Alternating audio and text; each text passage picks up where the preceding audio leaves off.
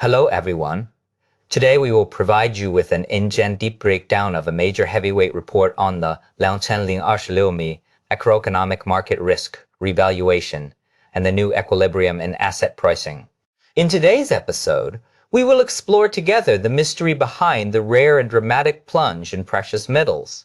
Recently, the stock market's lagged reaction to war risks and the true future direction of Federal Reserve policy. In mid-Jan, March of 2020 Gen 6, global financial markets witnessed an unprecedented liquidity shock and violent price tremor in the precious metals sector.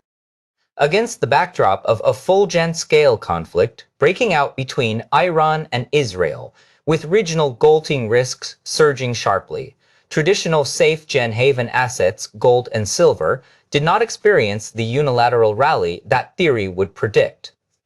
Instead, they suffered an extremely brutal wave of selling. As of the week ending March 20th, 2020 Gen 6, COMEX gold futures recorded its largest weekly decline in more than 14 years, plummeting 9.5%, with the price falling back to around 4,570 Gen $4.90 per ounce.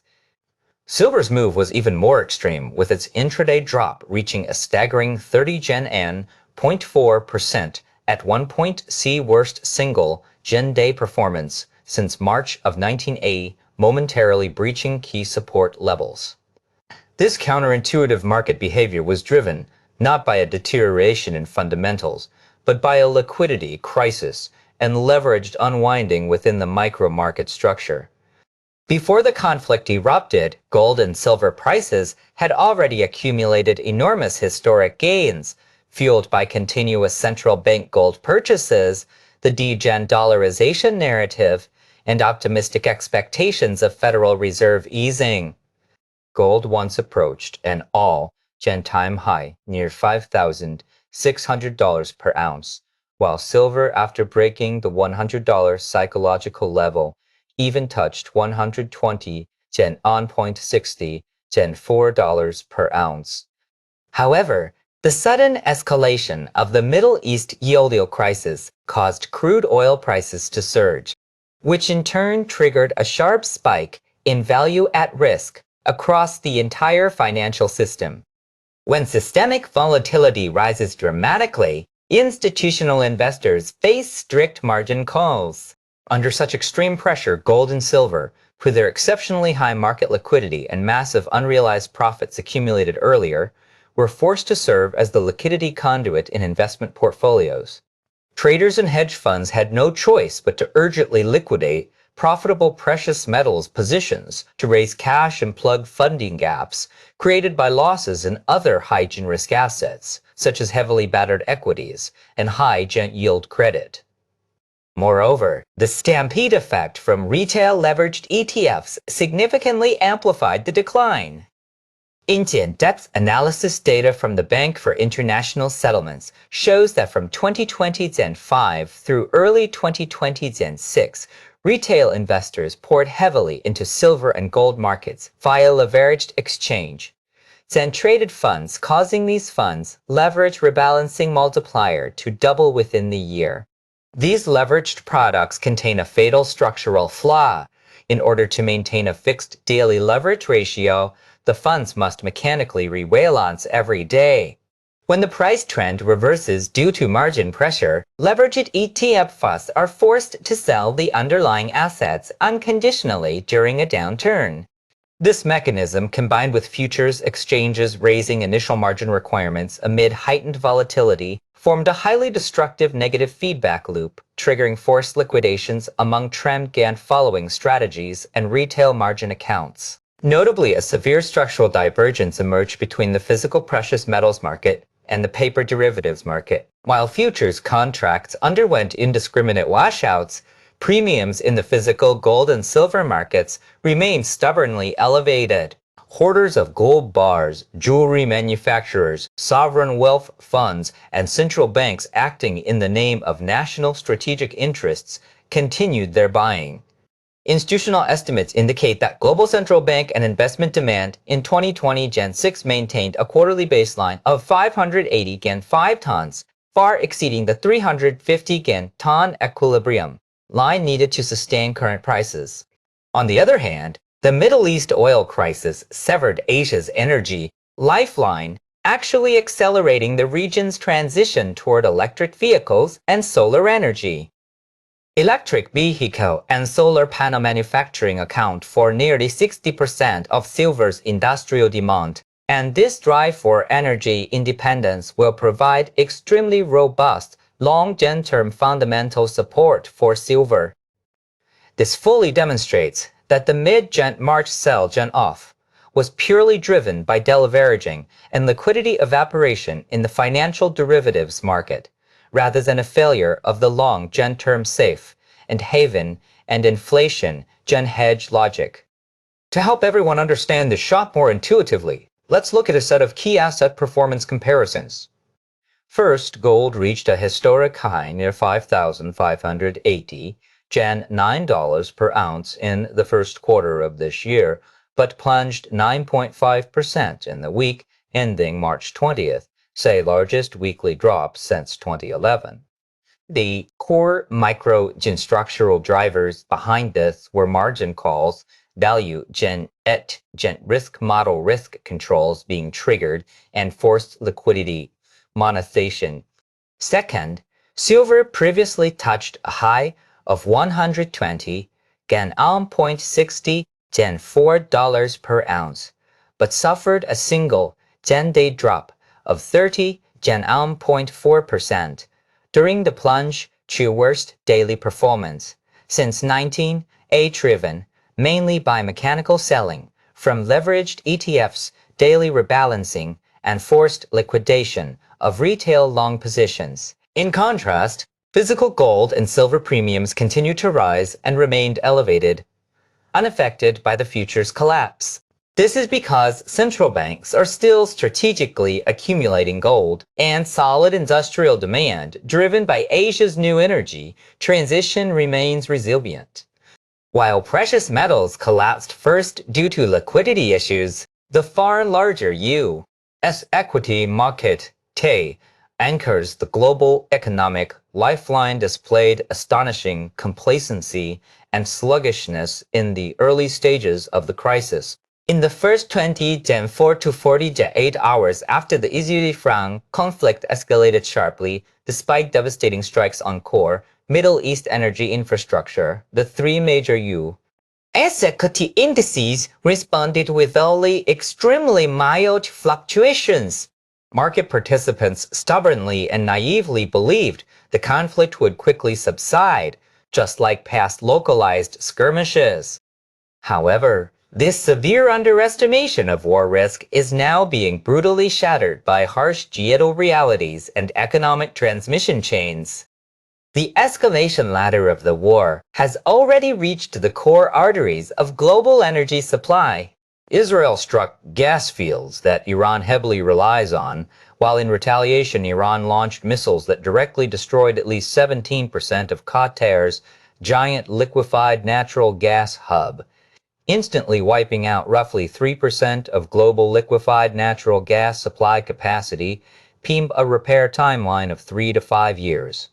Even more alarmingly, the International Atomic Energy Agency confirmed that a building just 350 meters from Iran's nuclear power plant was destroyed by a drone, signaling that the conflict could at any moment slide toward nuclear radiation leaks or even mutually assured destruction. It was not until Friday, March 20th, 2020, Gen 6, at market close that delayed panic finally began to spread and accelerate across equities.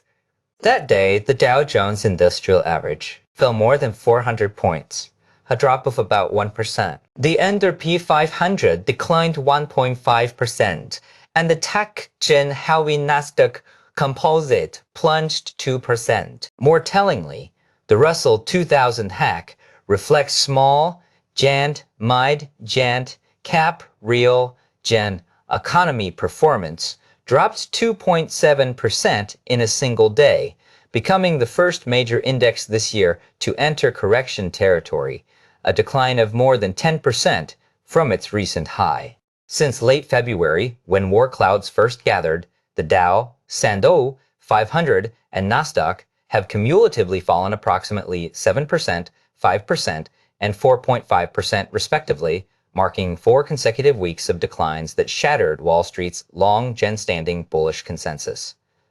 The core logic behind the stock market's lagged reaction is that, initially, the market failed to fully price in the long-term destructive impact of damaged energy infrastructure on global supply chains, logistics costs, and corporate profit margins.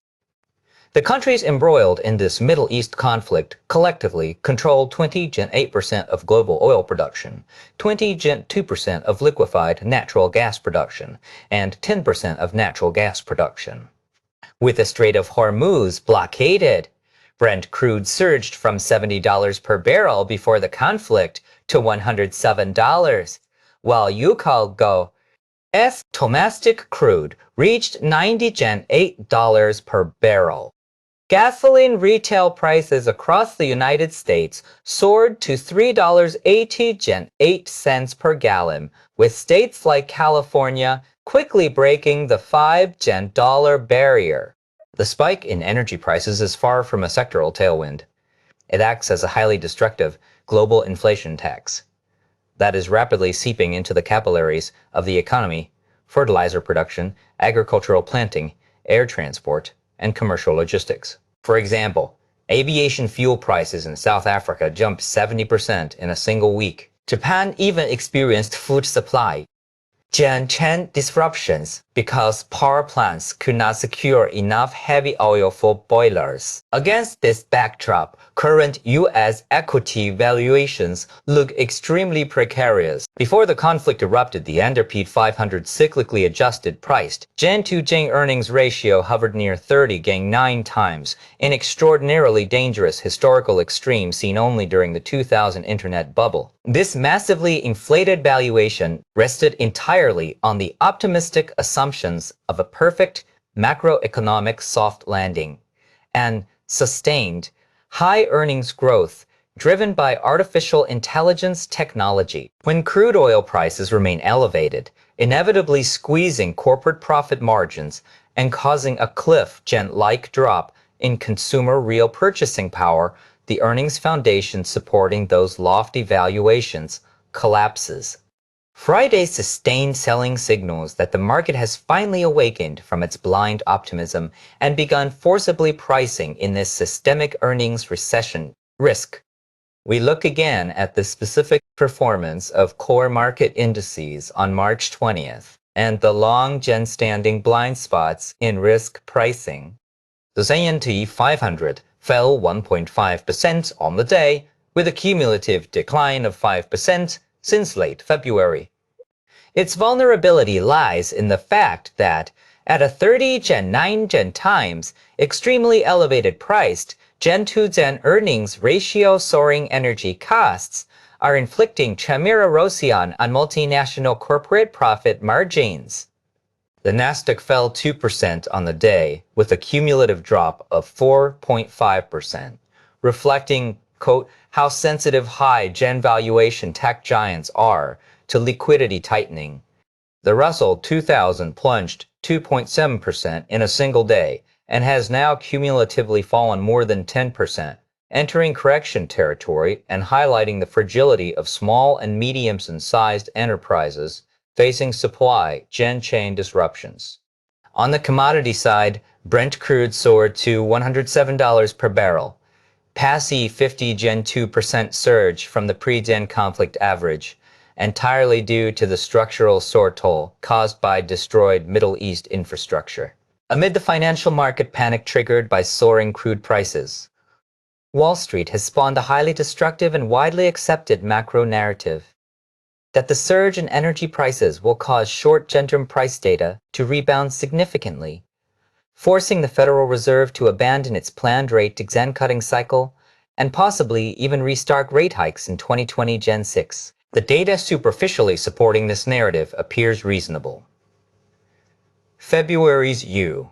Core Producer Price Index annual rate unexpectedly jumped to 3.9%. leading economists to project that the 3-month annualized core personal consumption expenditures price index kind the Fed watches most closely will be pushed up to 4.56%, far exceeding the 2% policy target. Influenced by this, derivatives markets priced in a near zero probability of rate cuts this year, with some traders even betting on a 20% chance of a rate hike by year-end.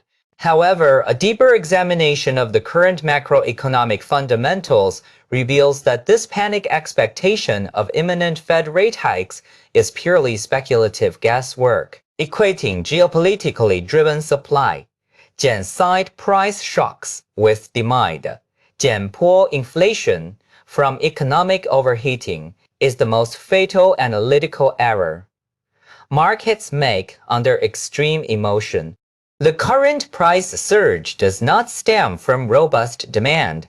It is a textbook case of negative supply shock.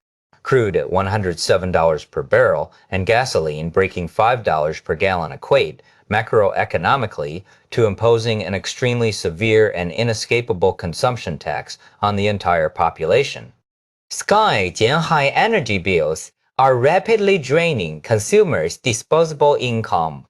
Over time, this erosion of purchasing power will inevitably evolve into large-scale demand destruction. Historical data clearly proves that in post-war U.S. economic history, every major energy shock triggered by geopolitics has, after initially driving sharp nominal price increases, without exception led to deep recessions, followed by massive deflationary pressure that ultimately forced monetary policy toward extreme accommodation. Even more sobering than historical analogies is that leading U.S. labor market indicators are already flashing clear recession signals. According to the February 2020 Gen 6 non-farm payrolls report released by the U.S. Bureau of Labor Statistics, the economy unexpectedly lost 90 Gen 2000 jobs in a single month, far missing earlier optimistic market expectations. Worse still, December and January payroll figures were collectively revised down by 60 Gen 9000.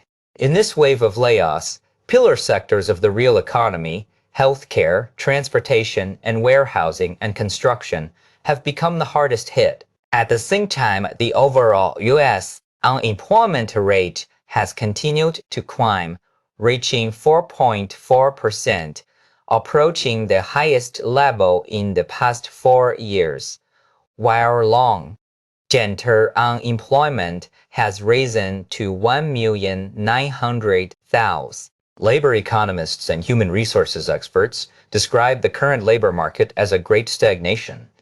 Companies have fallen into extreme caution, halting new hiring entirely, and seeing voluntary quit rates frozen at a very low 2%. This deadlock is rapidly evolving into outright corporate layoffs. When war-driven energy inflation collides head-on with sharp labor-market contraction, price increases will completely lose wage-growth underpinnings.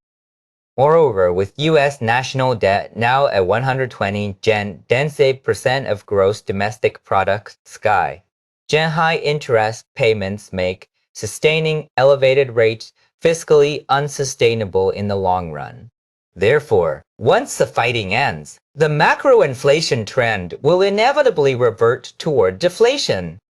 The Federal Reserve will not only be unable to hike rates, so will be compelled to take decisive easing action to prevent the U.S. economy from spiraling into an irreparable debt. Deflation vortex. To recap the key data from this section, February non-farm payrolls fell by 90 Gen 2000, with the prior 2 months revised down by 60 Gen 9000, pointing to brutally rapid labor market shrinkage. Unemployment rose to 4.4%, with long-term unemployment reaching 1,900,000, signaling an impending cliff, like drop in consumption demand. Although gasoline surged 5.1% and pushed up short core inflation, This is essentially a hidden tax burden. Market bets on year-end rate hikes completely mistake a Jilin supply downside shock for economic overheating, ignoring the deeper deflationary essence. Beyond macroeconomic data, forcing monetary policy reversal. Another decisive dimension in understanding the Fed's future rate path lies in the profound political game inside Washington. While markets blindly bet on high rates, they have largely overlooked a game-changing variable on the horizon. The distinctly political character of incoming Fed Chair nominee Kevin Warsh and his deep alignment of interests with the Donald Trump administration. At the end of January 2020 Gen 6, President Trump formally nominated Kevin Warsh to succeed Jerome Powell as Federal Reserve Chair, with the term expected to begin officially in May of the same year. This personnel change is far from routine bureaucratic rotation. D represents a complete redrawing of the U.S. monetary policy power map. During Trump's term, he was repeatedly tormented by Powell's stubborn high gen rate policy and publicly lambasted Powell's refusal to cut rates as incompetence on multiple occasions. Trump's macroeconomic agenda, especially revitalizing domestic manufacturing, sustaining stock, market prosperity, and managing runaway federal debt interest payments, depends critically on an low-gen rate financial environment. Having finally secured the statutory opportunity to replace Powell, Trump will absolutely not appoint a second Powell, who defies his political will and clings to high rates to fight inflation. Although Warsh was once labeled an inflation hawk, a review of his recent academic views reveals he has completed a major theoretical pivot perfectly aligned with the current administration's political needs. Warsh has sharply criticized the Fed's existing model of choking aggregate demand through rate hikes. He has proposed a new supply-side inflation fighting framework, that the better way to restrain inflation is to expand quality economic supply. Most crucially, Warsh strongly argues that in an environment of productivity prosperity brought by artificial intelligence and other technologies, the U.S. economy can comfortably tolerate a more accommodative monetary stance. This theoretical framework provides flawless academic cover for Warsh to launch a rate-gen cutting cycle upon taking office. Trump has already stated plainly in interviews, if he comes in and says he wants to raise rates, he won't get the job. This means rate cuts are not merely an economic option. They are the political contract Warsh signed to secure the nomination. Once Warsh officially assumes the Fed chairmanship in May, facing the current false inflation driven by the Middle East war and persistently deteriorating unemployment, he will have ample justification to steer monetary policy toward easing. For Warsh, classifying the present price surge as an externally uncontrollable jolting supply shock while using rate cuts to support the weakening labor market and align with White House fiscal needs represents the single optimal solution under dual considerations.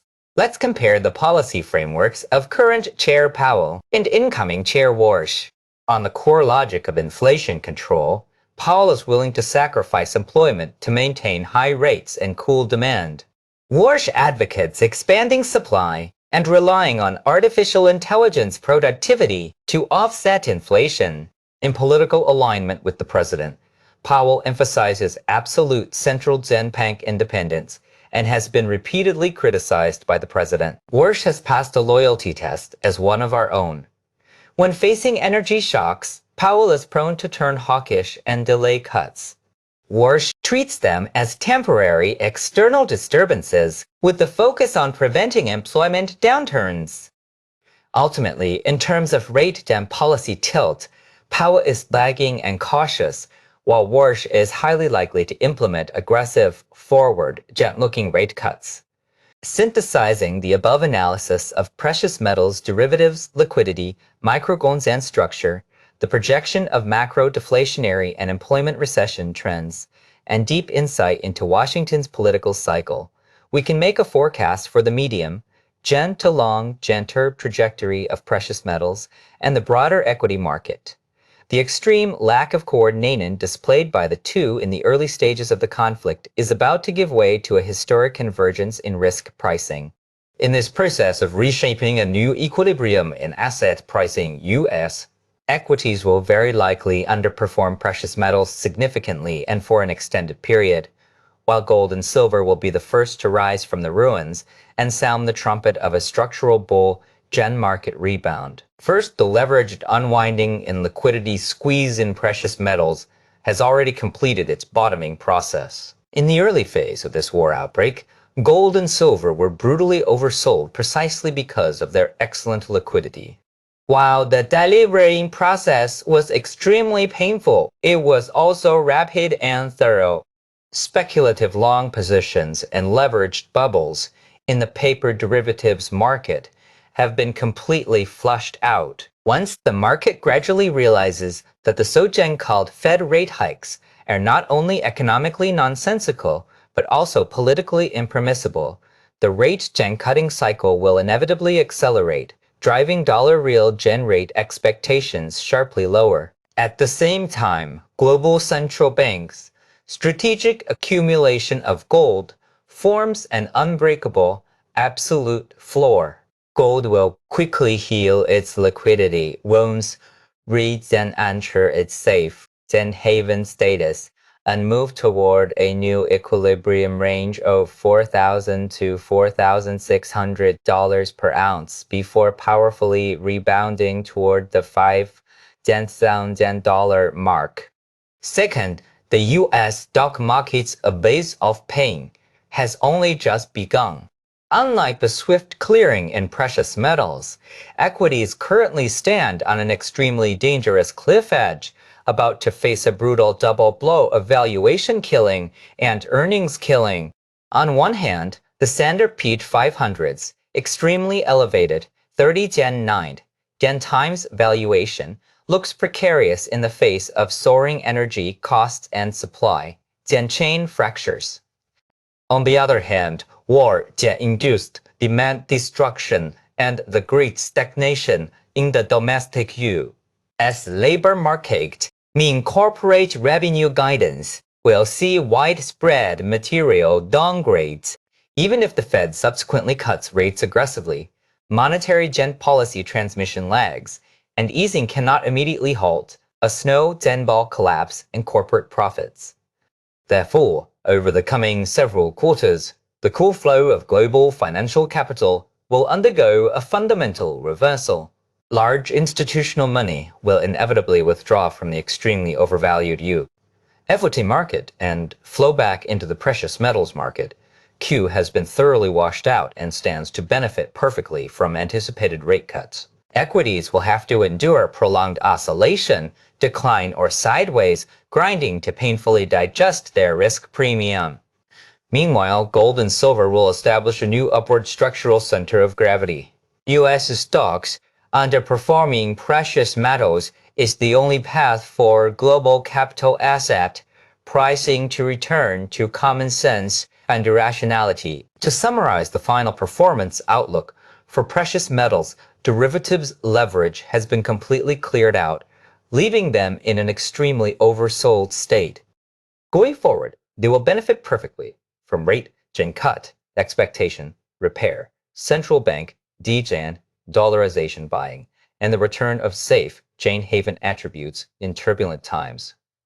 They are expected to establish a bottom first and rebound strongly, reaching a new balance point above $4,000 per ounce. Quote, for U.S. equities, valuations are extremely stretched, and the market has only just begun awakening from complacency. Ahead lies the harsh reality of substantial corporate earnings, downgrades, energy, gen cost backlash, and shrinking domestic consumption demand. Performance is expected to significantly lag, entering a long and painful phase of valuation, digestion, and risk reach and pricing. Okay, The above content represents personal thoughts only and is not investment advice. See you next time.